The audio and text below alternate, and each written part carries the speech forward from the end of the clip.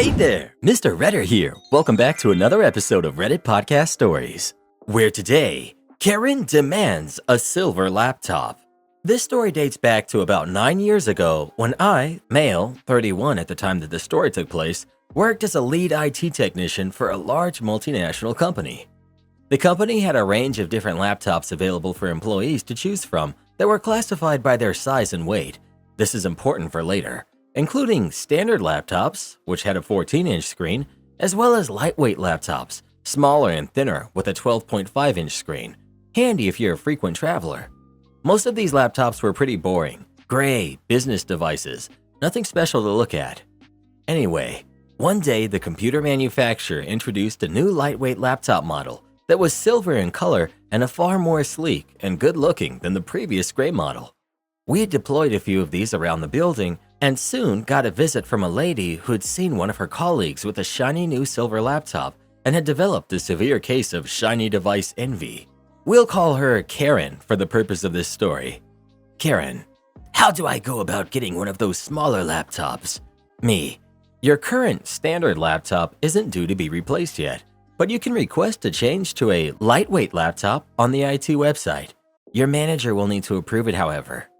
Now, to be honest, I wasn't a particular fan of people who waste the company's money simply by wanting the latest shiny gadgets, especially because it creates additional work for my team and involves replacing equipment that's still perfectly functional and within warranty. But I behaved in a professional manner and I simply towed the company line. Karen walked away, and the next day an approved request came through for a lightweight laptop. Fair enough. What she didn't know was that company policy dictated that we only provided a brand new laptop if we didn't have usable second-hand laptops in stock. For example, the ones that IT handed back in when they left the company. Being the good IT tech that I am, I scoured our return shelf, and sure enough, there was a used lightweight laptop in stock. Unfortunately for this lady, it was last year's gray model. But rules are rules, so I asked one of my team to prep it for her.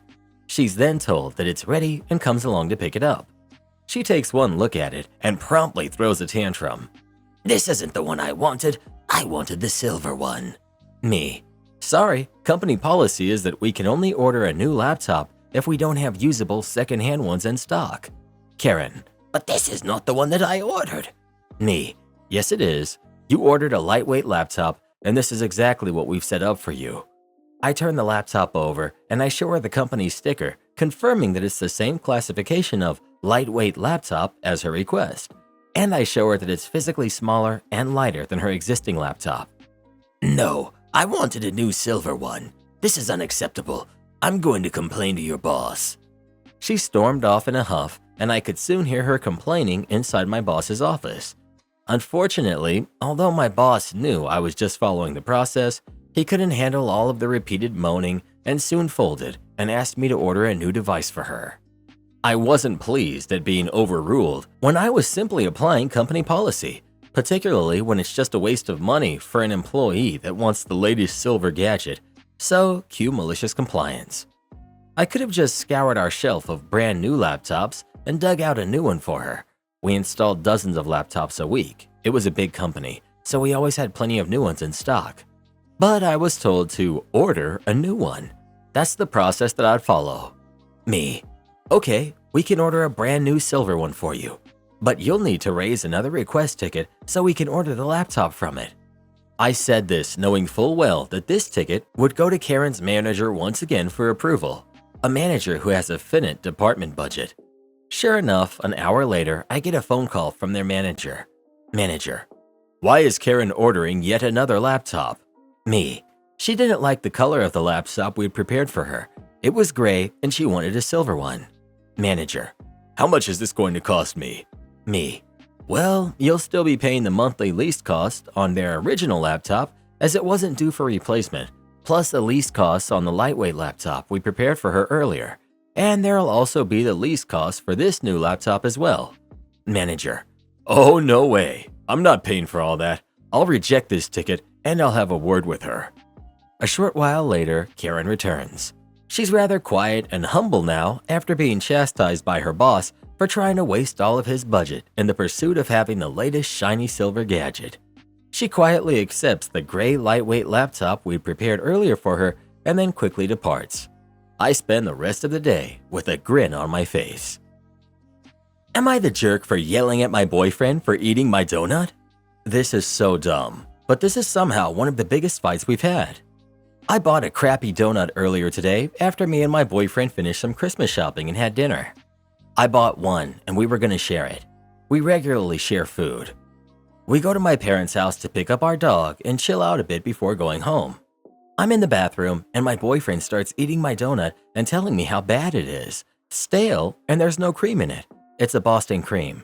I tell him that there's no way he's eating my donut right now and to stop or at least save me some of it. He eats the whole donut. I get out of the bathroom and I'm kind of upset. I wanted some of that donut tonight. He's being silly and put himself in the corner in the kitchen, pretending he's there out of shame. I'm upset and ask him if he really ate it, and he makes a joke and says it was so bad and not worth the calories. I just wanted a donut, so I tell him that and he should have saved me some. He says that he apologized here, but I don't even remember this.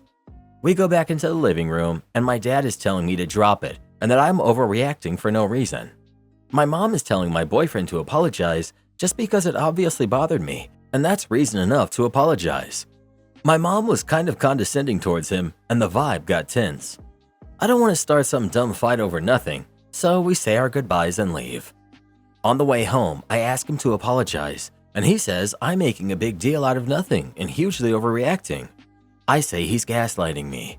We're both upset. We get home and keep talking about it in circles.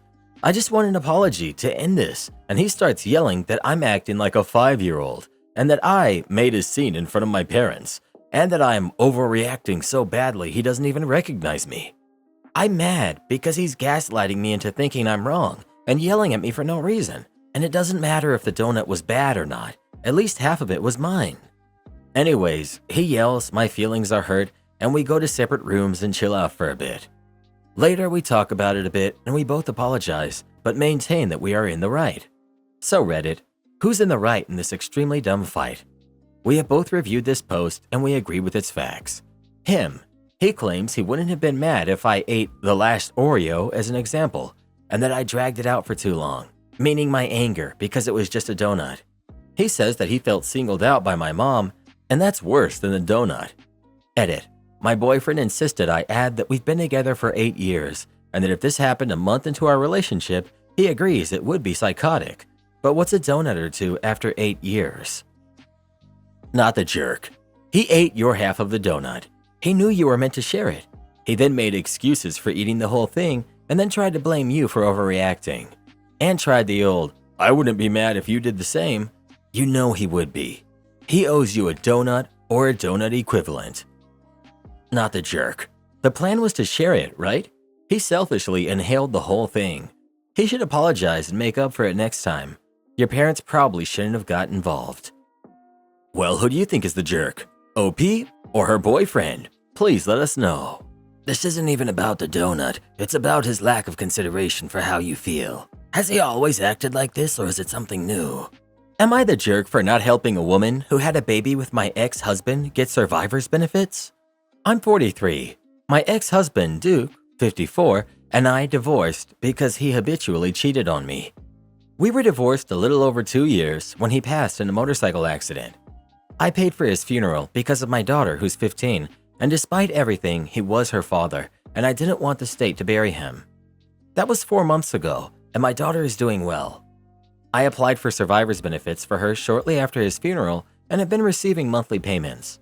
Yesterday, I received a phone call from my caseworker at the Social Security office informing me that a woman called claiming that she had a 3-year-old son by my ex. However, the woman had no proof the boy is actually my ex-husband's, no signed birth certificate or DNA test.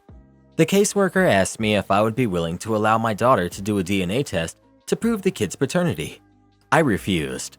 I did the math, and this baby was definitely conceived while I was still married to my ex.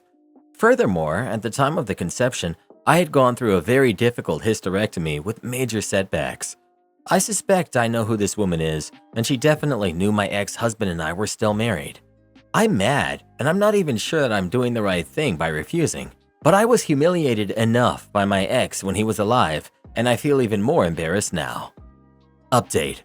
About a month after I found out about this kid, I did indeed tell my daughter, who is now 17 by the way. She was shocked, as you can imagine, and very hurt by her dad's actions. I explained to her the full situation and she didn't want to do it then. She said she needed time, so that's what I gave her. Incidentally, she has been in therapy since before, during, and after the divorce. Her father and her were never really close at all. The woman who had an affair with my husband was a work colleague/friend. We all worked together at the same place. We both still work there, just in different areas.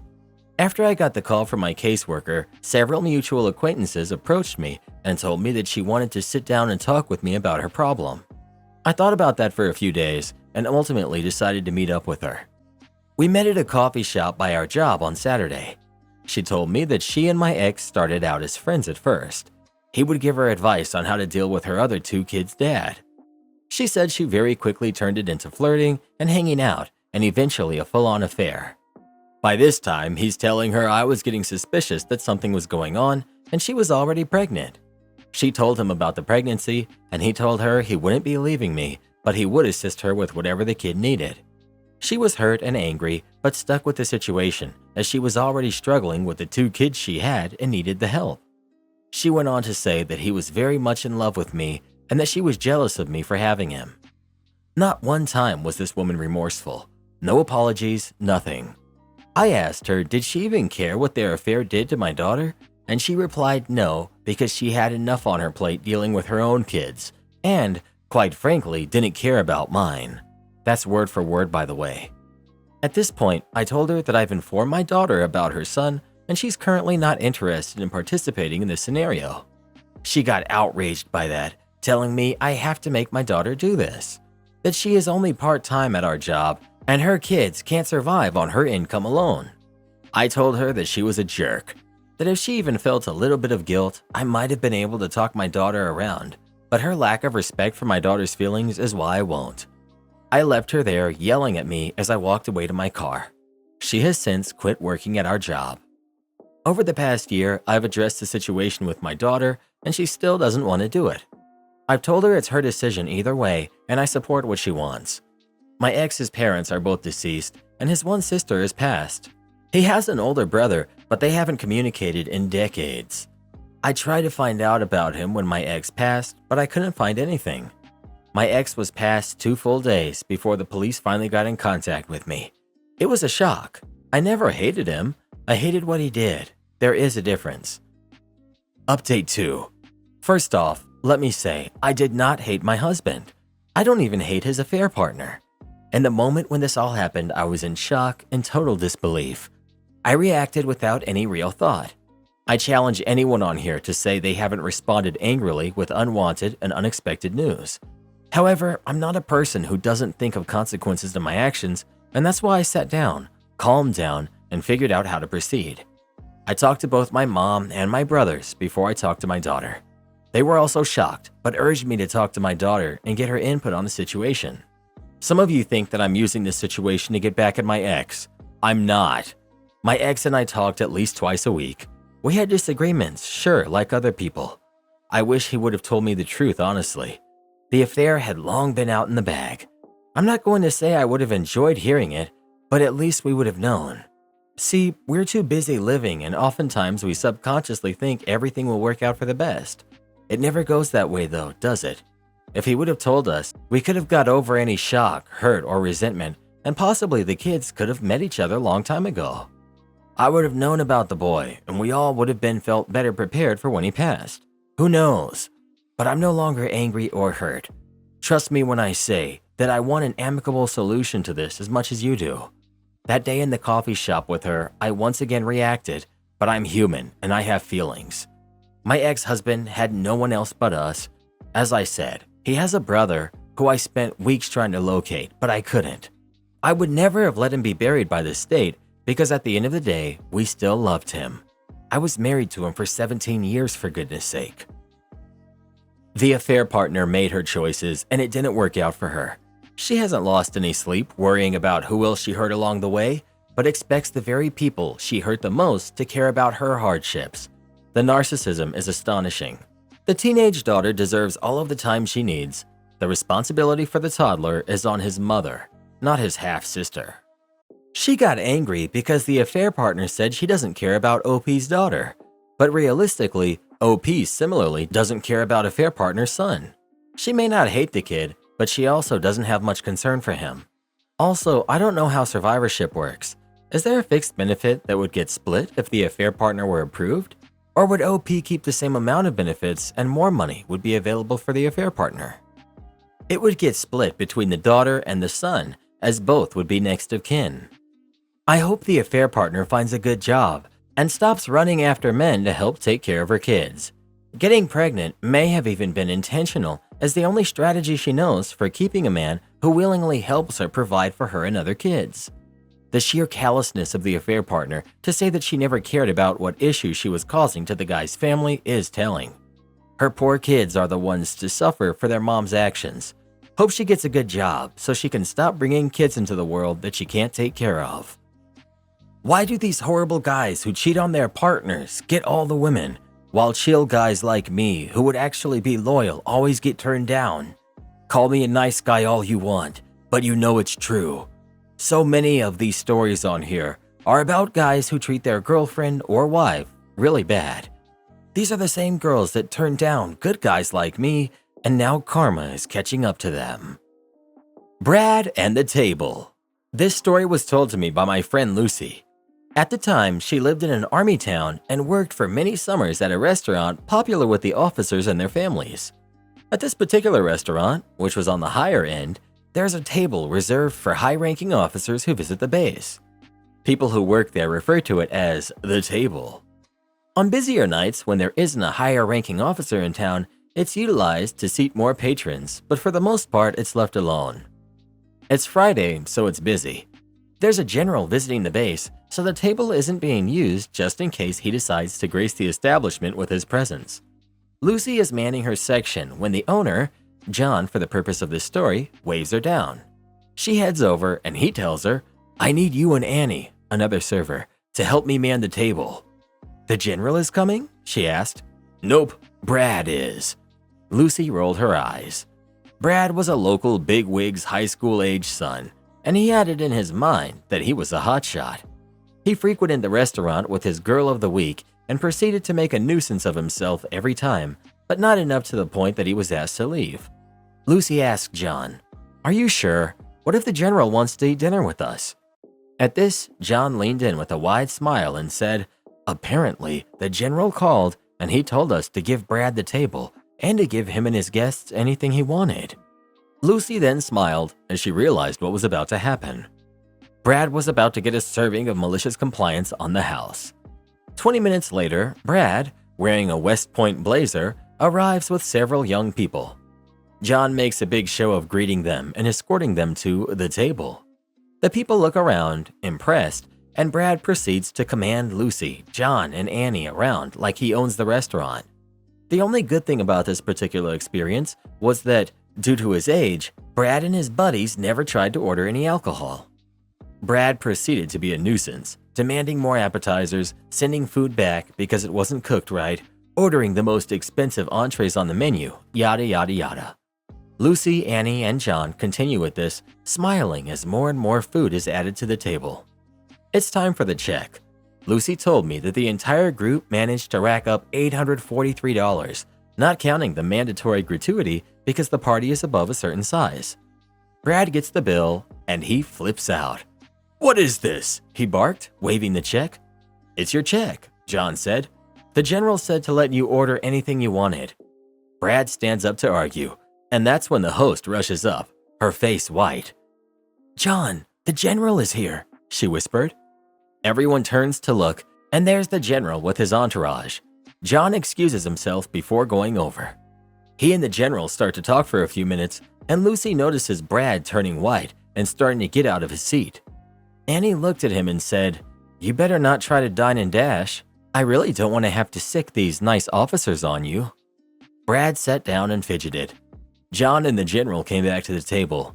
Making eye contact with Brad, John said, "Brad, You said the good general here insisted you have the table and that you can order anything you want.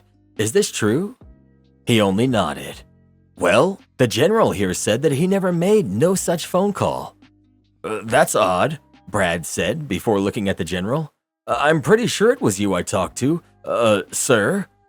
"I have the phone number. Let's call it," John said, pulling out his cell phone and dialing the number. That's when they heard Brad's new cell phone ringing in his pocket.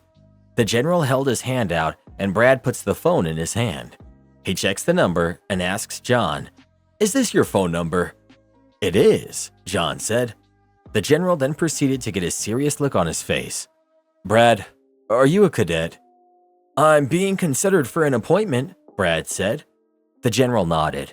"I suggest you pay your bill, tip in full, and apologize to the staff for your behavior," he said to Brad. "I also suggest withdrawing your name as soon as possible to save yourself the embarrassment." Keeping his head down, Brad paid the bill, meekly apologized, and left with his friends. The general and his entourage patiently waited for the table to be cleared and set. They proceeded to have a nice meal, leaving a generous tip and apologizing for people like Brad. Lucy proceeded to have a wonderful, Brad-free career. My cousin is pregnant and none of us are happy about it. I'm 31, female, and my younger cousin, who's 28, recently found out that she's pregnant. She's really excited, but she found out that she's having triplets. The dad, who's 45, is a real piece of work and he won't even be in the picture, and he can't offer financial support either. She doesn't make very much money and she has no savings. I myself have 2 kids, and even with the financial and emotional support of my partner, it can be very stressful. Over the past few weeks, I've gently tried to tell her that it may not be a green pasture ahead. She doesn't even have a functional car right now. It's like her head is stuck in the sand and she's only talking about how amazing it will be, how blessed she is, how it's a miracle, how she'll just figure it out. On Christmas Eve, she surprised the rest of the family with the news after doing a big surprise scavenger hunt that led to 3 onesies. Her mom already knew, but she told grandparents, cousins, aunts, uncles, etc. She didn't get the reaction that she was hoping for. Some people told her she should consider her options. Some talked to her about how hard this will be, asked about how she will afford this, wanted to know what support the dad would be giving, etc. It was not very celebratory. I could tell she was upset and she left early. I went to talk to her this morning in her studio apartment. I told her I was sorry for everyone's reaction, but that I could see where the family was coming from and that they just wanted what was best for her and were concerned. I asked her what she expected the reaction to be, and she told me she thought everyone would rally together to help her now and to offer a bunch of help once the babies arrived. She expected financial support too. I told her that she can't rely on others like that, and she will likely have to figure a lot of this out on her own if she goes through with it. She told me that I'm horrible, that our family is terrible, and that we all deserve each other, and that unless she gets our support, she'll cut us all out. Then she told me to leave. In some ways, I think it's a reality check, but the more I think about it, I also know how overwhelming it is to be pregnant, and I'm sorry that she didn't get any happy reactions or offers of support.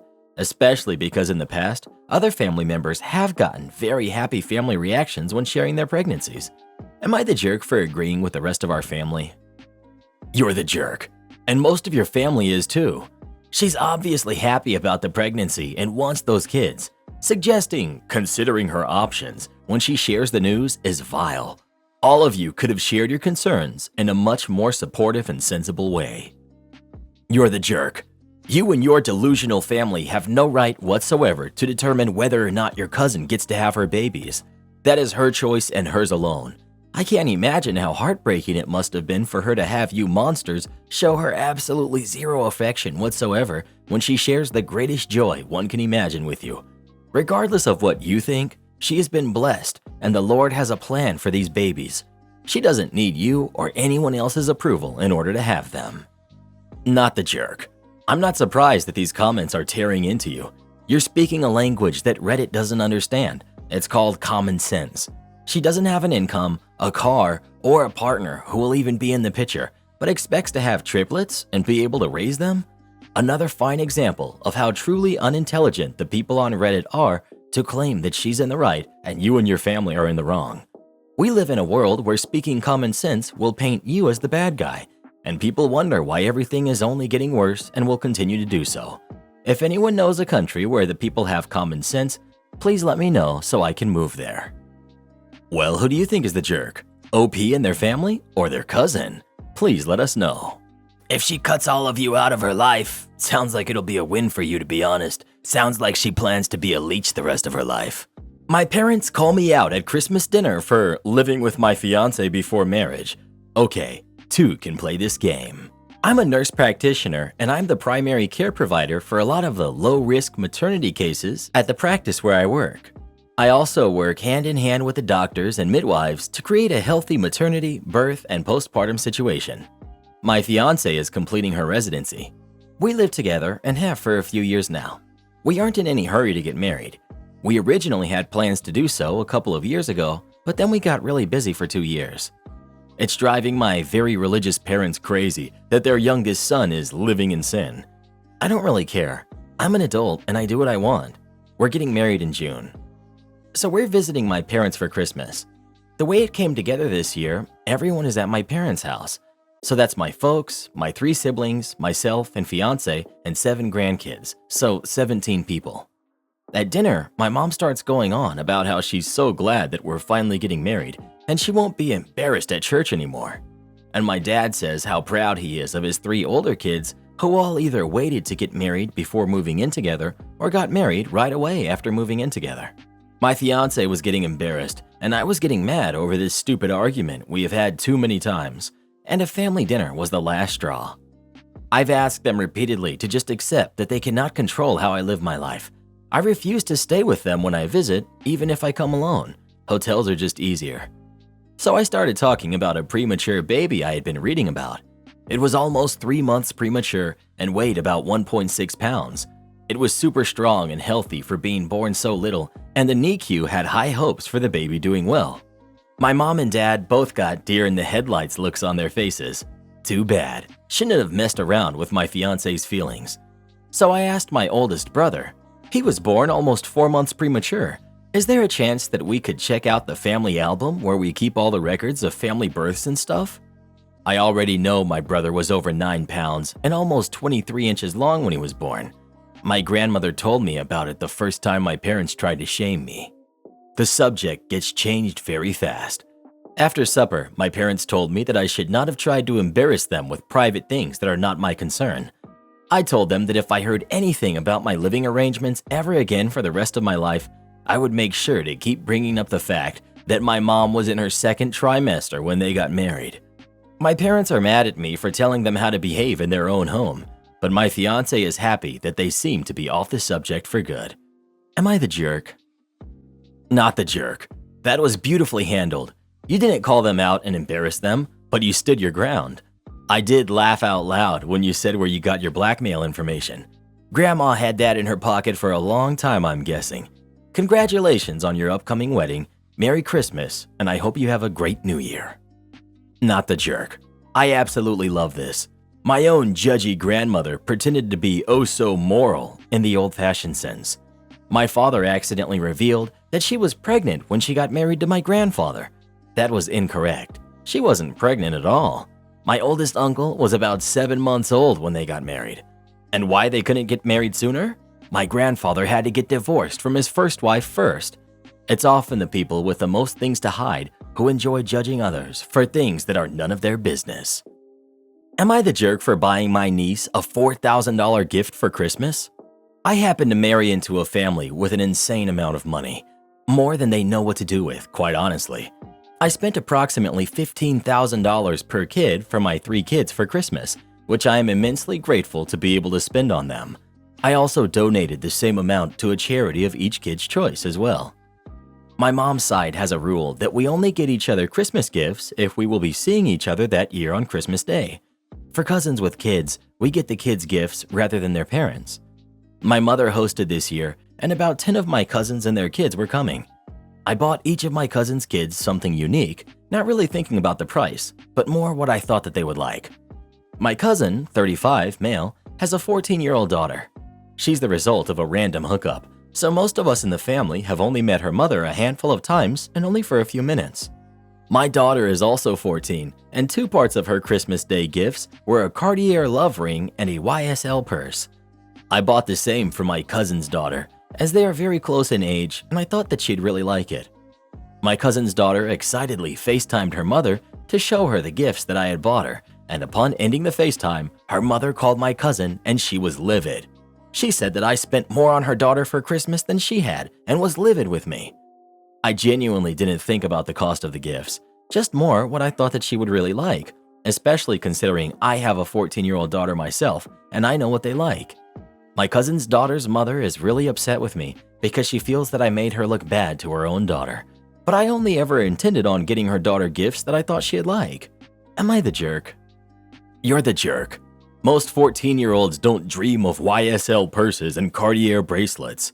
I think the money has gone to your head and you just don't live in the real world anymore. What's normal to you and your husband's family is not normal for the majority of the world. I spent $15,000 on each of my 3 kids and donated the same amount to charity. Who spends $90,000 at Christmas? Even if I had it, I wouldn't. People who can afford to? Why is that an issue here? Because Reddit hates people that they're jealous of. I'd love to have gotten a YSL purse at 14 and happy to be able to help out at my favorite cause. But then some others get so jealous they have to resort to hate to put people down. Human nature is a funny thing. Or, get this, they hate the extreme wealth disparity that exists in many countries. Which is OP's fault how? And giving equal amounts to helping others as she gives to her kids is literally helping mitigate that wealth gap. Or would you prefer she empties her bank account and house and gives it all away? Her husband's family success is not something she needs to apologize for. Honestly, people don't get into fortunes big enough that they can spend effortlessly $90,000 for Christmas gifts by being fair. They do that by exploiting workers, clients, environment, and/or the law system. Because being a decent person is not profitable. And sure, OP probably has nothing to do with the cause of the fortune, but she profits off that exploit, and people do have the right to be salty about it.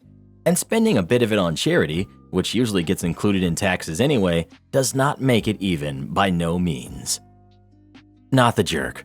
I think you did a nice thing that was just a little extravagant and you unintentionally overshadowed her mother.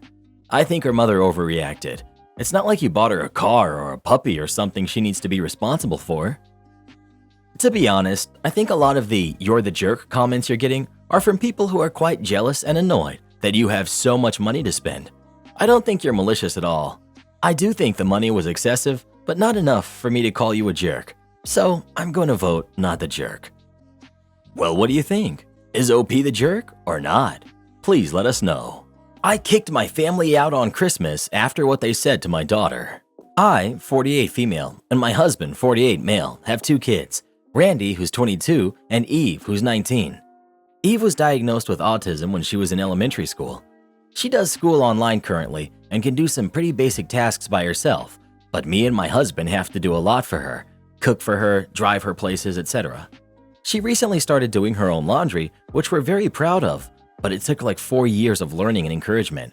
We love her and we know we'll have to care for her. Eve loves toys. She especially likes dolls and little interactive animal toys. For Christmas, we had my parents, my 2 sisters and their husbands, my one sister's 15-year-old daughter, and my mom's sister and her husband. Randy got a few games he wanted, plus a new laptop he needs for his classes next semester. Eve got dolls, a small dollhouse, some pajamas, some stuffed animals, and the big gift was an interactive horse toy that you can braid the hair of and things. Eve was overjoyed and played with it up until it was time for lunch. I didn't notice anything before, but at lunch, my mom was looking over at my sister, Brianna, and her daughter, Marissa, like they had done something wrong. I helped my daughter get a plate of food, got her a juice box, and went to go get my own food. I then heard yelling and my daughter crying and went back to the table. Turns out, Marissa had told Eve she's childish and shouldn't want toys anymore and needs to grow up, and my sisters both agreed. Marissa told her that she should be braiding her own hair instead of a toy's fake hair and make herself pretty instead of making a toy pretty. My mom and my father were horrified, and they had apparently heard Marissa and Brianna express this earlier and told them that they were being insensitive and will be in trouble if they tell me, my husband, or Eve that. Randy, the great brother he is, took Eve away from the situation and up to her room to calm down. I, as calmly as possible, explained for the millionth time that Eve is autistic. Her brain works differently, and if you were with her daily, you would see that her toys actually help her learn social skills, regulate her emotions, and calm her down. Brianna then said that I baby her too much. We make meals for her, get her food, buy her toys, and drive her everywhere, when we should just force her to learn on her own. Brianna said that because she does school, she's normal enough to live on her own. The exact words. I told Brianna, Marissa, and Brianna's husband to leave. My other sister and her husband tried to defend them, saying that if I just cut the cord, Eve would learn how to survive. I told them to leave too. My husband is with me, as is my father, but my mother said I took it too far by kicking them out and saying I'm never letting them around Eve again. They really hurt Eve. Luckily, she's still playing with her toys, so they didn't seem to ruin her love of them, but she's been sad and crying all day. I just put her to bed and started crying myself once she wasn't able to see me do it. Am I the jerk? I got Eve her food because she has pretty severe motor delays. She's about on the level of a 5-year-old. Normally, I try to let her get her own food, and if she makes a mess, I clean it up. But since there were platters of food, think buffet style on a kitchen counter, that if she spilled, it would make a hazard on the kitchen floor where other people could slip. And my mom has had 2 knee replacements, so if she slips, that would have ruined Christmas even more.